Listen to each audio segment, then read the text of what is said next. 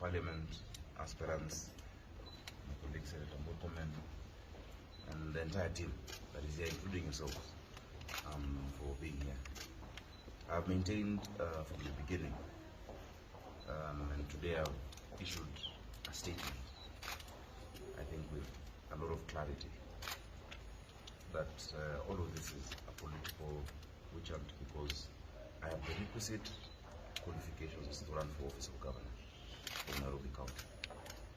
In fact, the admission of some involved in this process is that there's no candidate in the history of elections in this country who has gone through this type of scrutiny.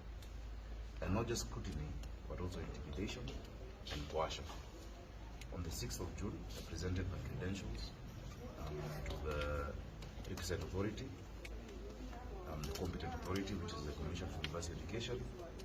They wrote to their counterpart, National Council for Higher Education in Uganda, who wrote to the issuing university, and they confirmed all of those credentials. And that is when I got issued with my letter at the end of the day. They had sat, and of course there were attempts to try and change that, but the CEO was very clear that he has to follow the law. I issued that to IBC, the returning officer saw what is before him, and they gave me my nomination certificate.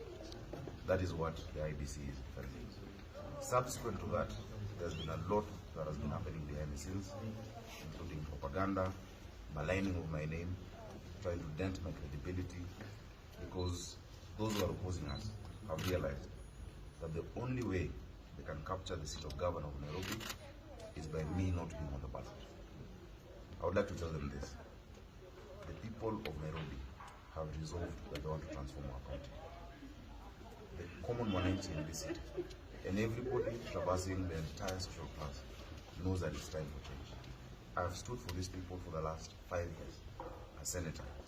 I have brought motions, I have done my work, and I've presented myself to the people directly. The people do not want any project, they don't want any placed candidate, they want to be able to make the decision for themselves. Even today we've seen the levels to which the state has gone to try and stop my candidature, including sending ministry officials, sending the High Commission to try and intimidate this institution. The institution has stuck with what they have said.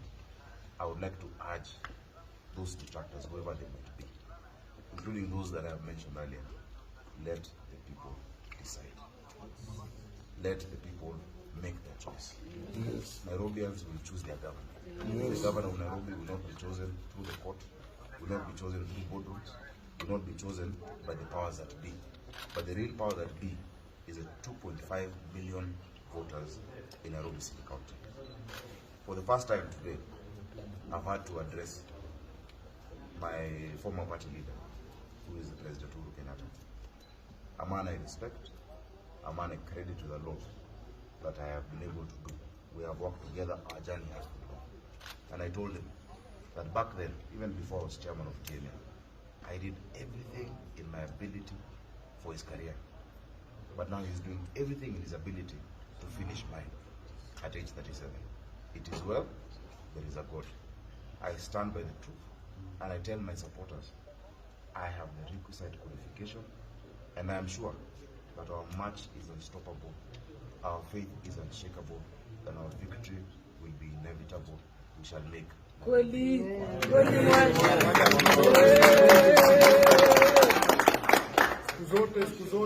you very much.